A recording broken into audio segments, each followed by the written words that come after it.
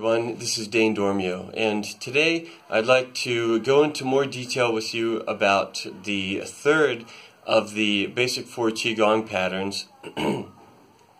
This is actually a family of patterns called Yin circles and Yang circles.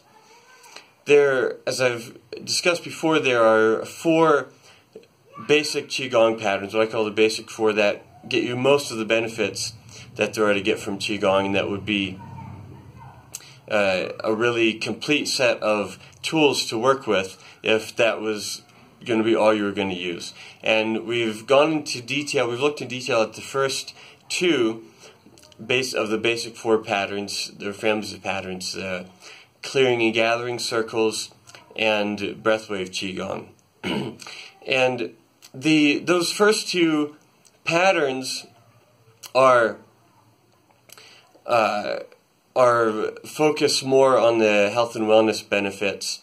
They're more characteristic of medical Qigong. And these second 2 families of patterns of the basic 4 are more characteristic of martial Qigong. In other videos I've talked about the distinction between medical Qigong and martial Qigong. But basically medical Qigong is primarily geared towards health, wellness, and longevity, and martial Qigong is geared more towards fitness, performance enhancement, and martial applications. So these second 2 of the basic 4 patterns are more explicitly martial movements, and I'll talk about the details of those. I'll explain that as we go into detail with each of these. For Yin circles and Yang circles, these are movements that are the reverse of each other, similar to the way that clearing circles and gathering circles are the reverse of each other. So what I'll do is I'll demonstrate each of these movements first from the front and then also from the side, and then I'll talk in more detail about the specifics of what's going on with each one and some of the potential pitfalls to avoid, and also talk about the variations of this one particular pattern to generate a family of related patterns.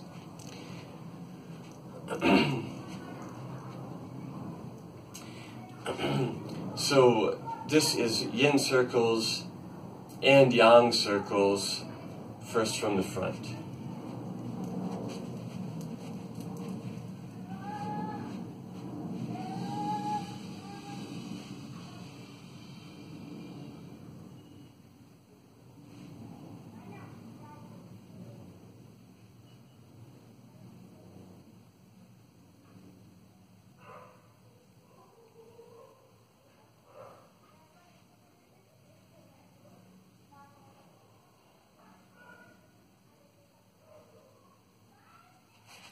That's from the front, and now from the side.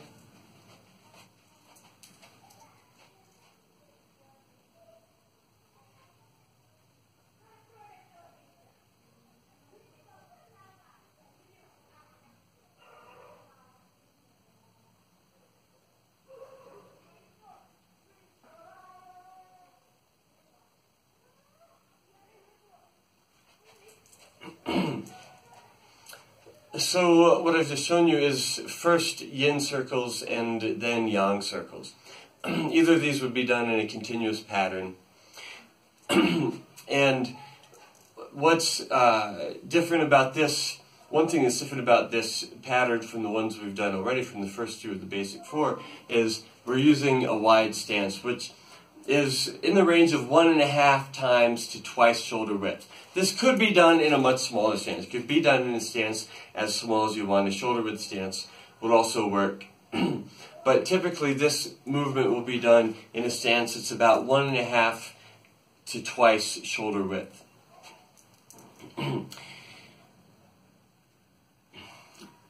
The Yin circles refer to the circle where the hand that's coming over the top is coming towards the inside. So this would be the Yin circle movement.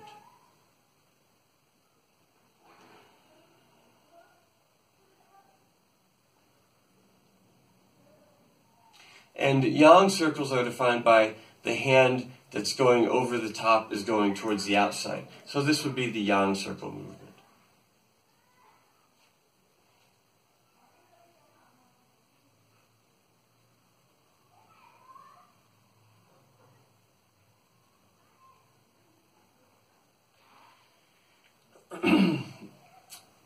Now there are several dimensions to this, and I'll go through each of them individually. One dimension is the opening and closings of the joints.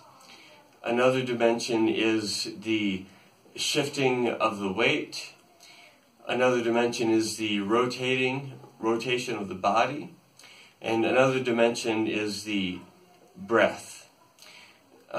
These dimensions are essentially the different cycles that make up this pattern. And I'll also point out one that you'll notice is missing from this, which is the up and down. We have three modes of movement: side to side shifting, vertical rotation, and vertical up and down. The up and down dimension is missing from this, although it actually could work in, and that's I'll point out in the variations how that can be worked in. But starting from the most basic cycle, the breath, the default way to link up the breath with this movement is to be exhaling going outwards. And in general, the sort of the default way to link up the breath with movements, we've talked about movements that go up and down, and typically we'll be inhaling going up and exhaling going down, although we could reverse that. Typically, if there's an expansion and a contraction or an out and in kind of movement, we'll be exhaling going out and inhaling coming in, or exhaling expanding and inhaling contracting. Although that could be reversed. This is just sort of a default or a standard way to do this practice. It could be varied in any number of ways. So for the default, we'll be exhaling when the body and the arms are going towards the outside, and then inhaling as we're coming towards the center. Inhale, exhale.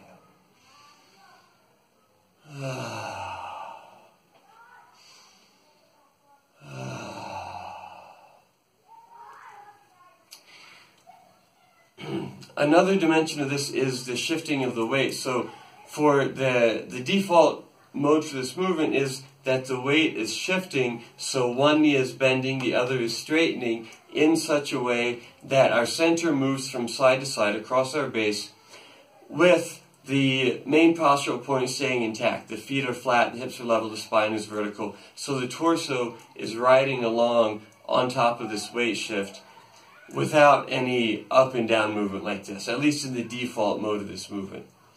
We're also incorporating rotation so that as we're shifting, we're also rotating towards the direction we're shifting. We're rotating and shifting in the same direction. The rotation and the shifting are in phase with one another, we can say for this.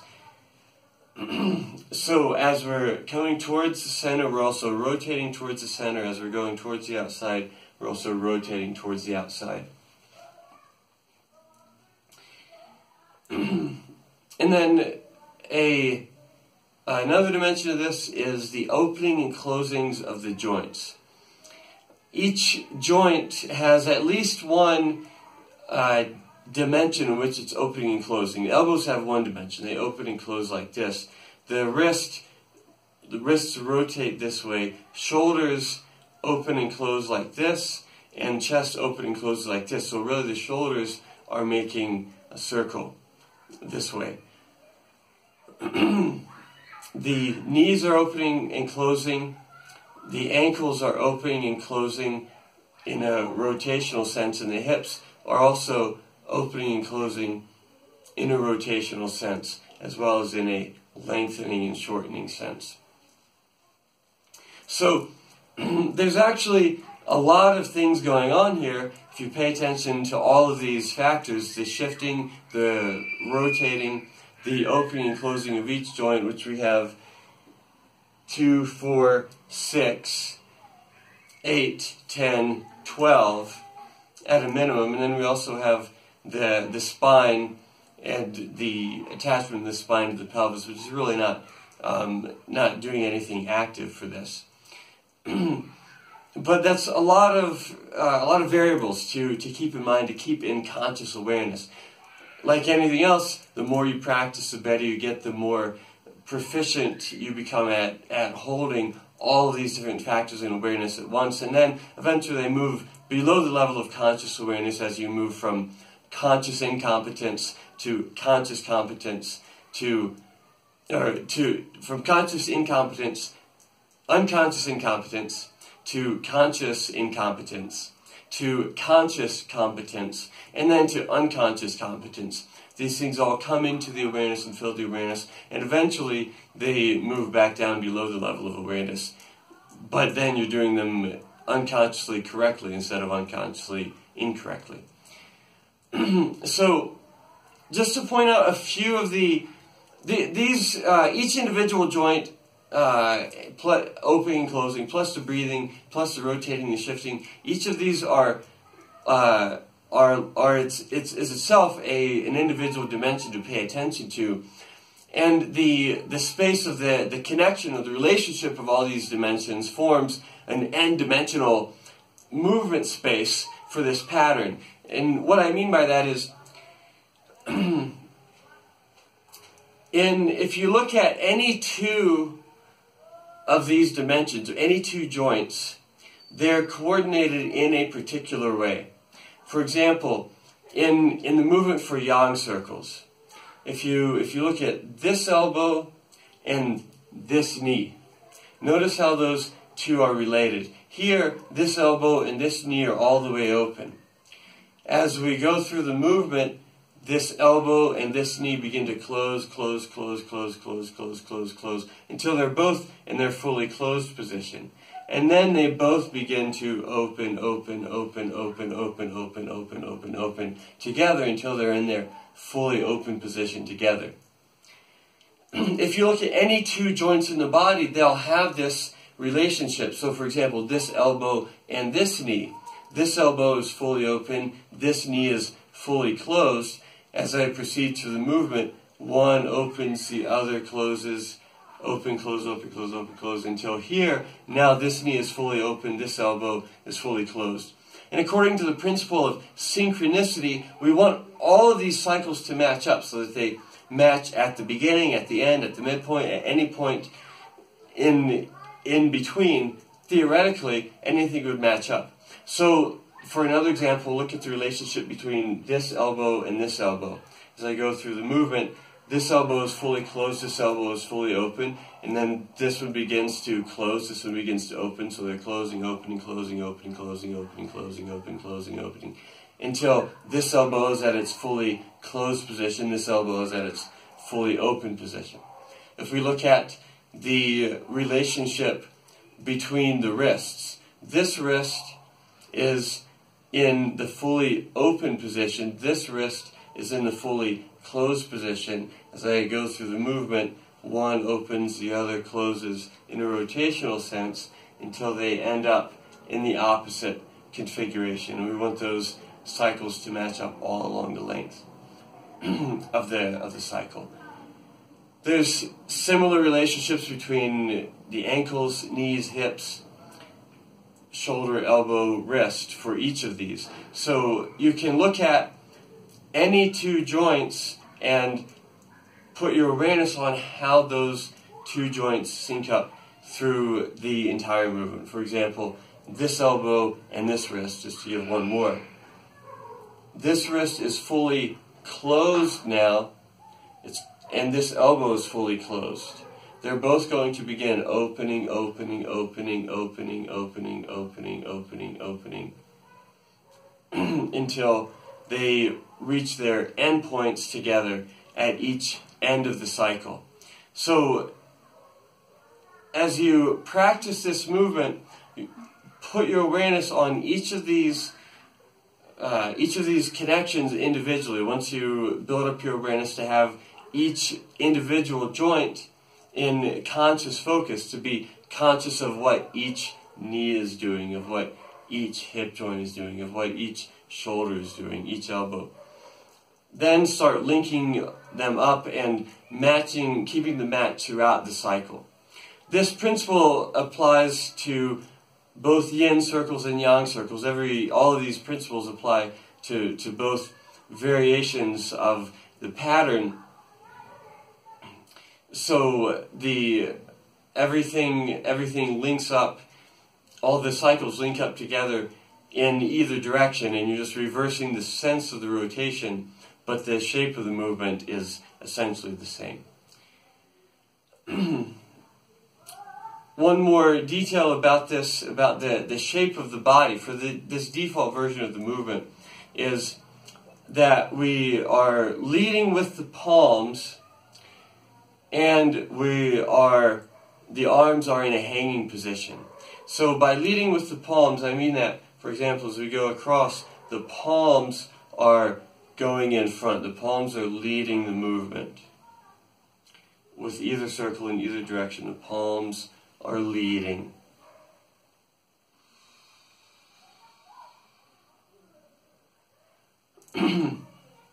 And the arms are in a hanging position. So in other words, just like anytime we lift the arms in Qigong, or we allow the arms to rise, the arm is rising as if it's being lifted by the wrist or by the hand, and the elbow and shoulder are in a hanging alignment, aligning with gravity. So a common pitfall that people often run into is moving the arm across this way as if it's horizontal, lifting the elbow, lifting the shoulder, and going across like this, which is not what we want to go for. We want the arms to float up, float down, and then glide across in a hanging position, in a hanging configuration.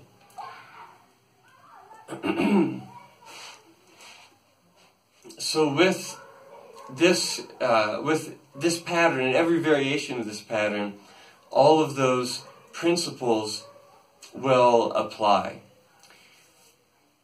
There's a lot of variation here, just in what you put your focus on and in coordinating all of these different moving parts. It's a very complicated pattern in that sense. And the other two things of significance about this family of patterns are the different variations that can be generated from this basic pattern, and also the martial applications. This is why I say this is one of the more martial Qigong patterns. There are lots of ways to vary this, and you could think of the variations of this pattern as basically everything there is in martial arts.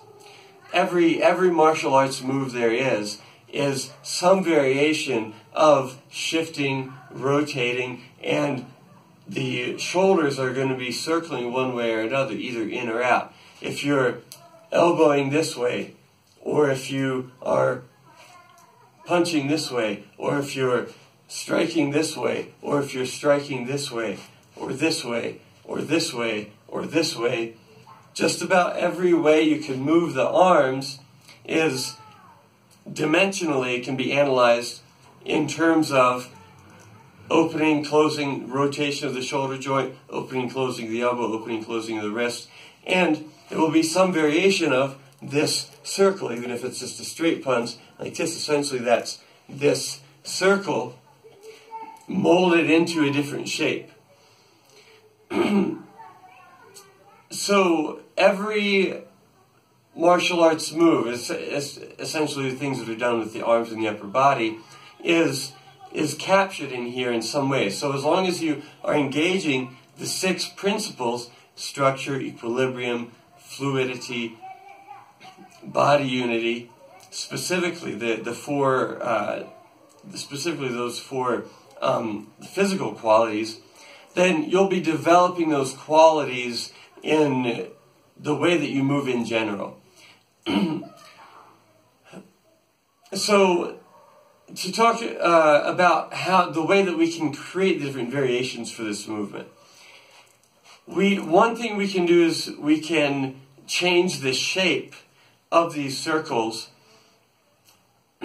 so that they become shaped in just about any way we want. We can change the size and we can change the shape. The characteristic pattern will be that the hands are moving in overlapping circles that are antisymmetric and 180 degrees out of phase. With yin circles and yang circles, the hands are in phase. I'm sorry, with clearing and gathering circles, the hands are in phase. With yin circles and yang circles, they're out of phase. So these movements have a very similar shape, but the hands are either in phase or out of phase is what the key distinction is.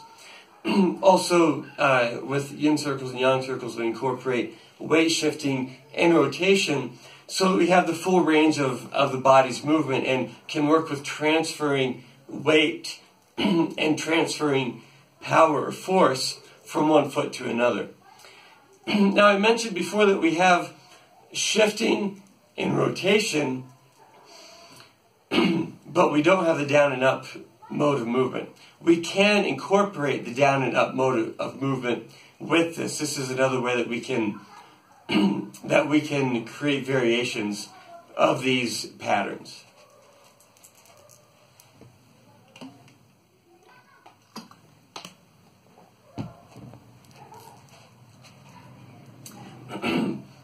So we can incorporate down and up as another cycle to go along with this. And of course we'll want to follow the principle of synchronicity and make these cycles match up. So, for example, we could be going down towards the outside, up towards the middle, and down towards the other side. We could intentionally be moving like this. It's not that incorporating down and up along with the shifting and rotating is wrong. It's just that we want to be able to do it consciously and intentionally rather than doing it unconsciously and unintentionally. We could also switch the phase of these and do the opposite so that we're going up towards the outside, down towards the middle, up towards the outside again. We could incorporate the down and up dimension in this fashion. We can switch the phase of any of the other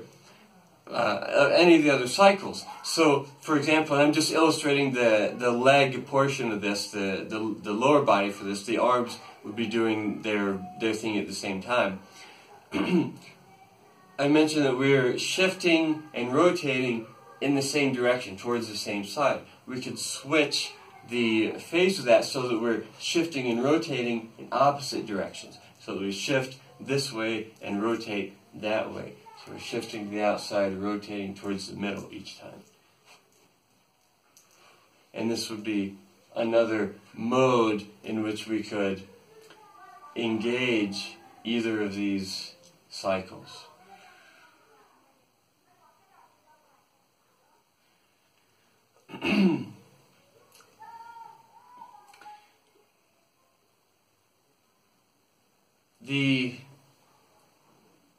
The different ways that we can put all of these elements together essentially generate a combinatorially large space of different modes and versions of this movement that we can explore.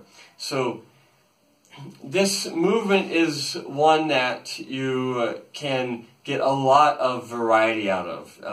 To contrast that with breathwave Qigong, which basically has one basic natural shape that makes sense.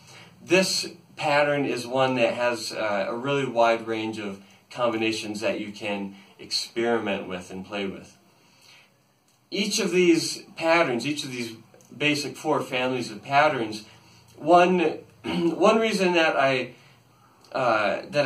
focus on just these basic four is because you can become very familiar with a particular pattern or a particular family of patterns, such to the point that it becomes like an old friend. If you say over a certain length of time, you spend 100 hours just for a round number, practicing Qigong, and you spend 25 hours with clearing and gathering circles, 25 hours with breathwave Qigong, 25 hours with yin and yang circles, and 25 hours with the Egyptian crane, which is the fourth of the basic four. You become very familiar with each of these patterns and all of the many variations. So I encourage you to spend lots of time just playing with this, experimenting with this, experimenting with taking it apart into the different components and putting them together in different ways, practicing with the principle of analysis and synthesis. And this pattern gives a really wide range of spaces to explore with the different variations, and it also develops your ability to move your entire body in a coordinated, conscious, intentional way to a very high degree. So just about every kind of movement that's functional, that's efficient, that's practical for performance enhancement, for martial and self-defense purposes, and just for overall using your body, pretty much everything we can do consists of shifting the weight from one foot to the other, rotating the body, moving up and down, and opening and closing the joints of the arms to move the arms into different configurations. So this family of patterns is a very comprehensive and broad range of movement practice that just is capable of helping you optimize your overall movement in general, your universal movement language. So I hope that this information is useful to you. I hope that you're able to incorporate these principles into your practice and get some time in experimenting with this particular family of patterns and postures. And I hope and I expect that you'll find that this has really broad applications in just your general overall movement. It will help you develop a really keen awareness of the four physical principles, specifically of structure, equilibrium, fluidity, and body unity. So thank you for joining me today, and thank you for joining me on this lifelong mind-body mastery journey. I look forward to seeing you next time.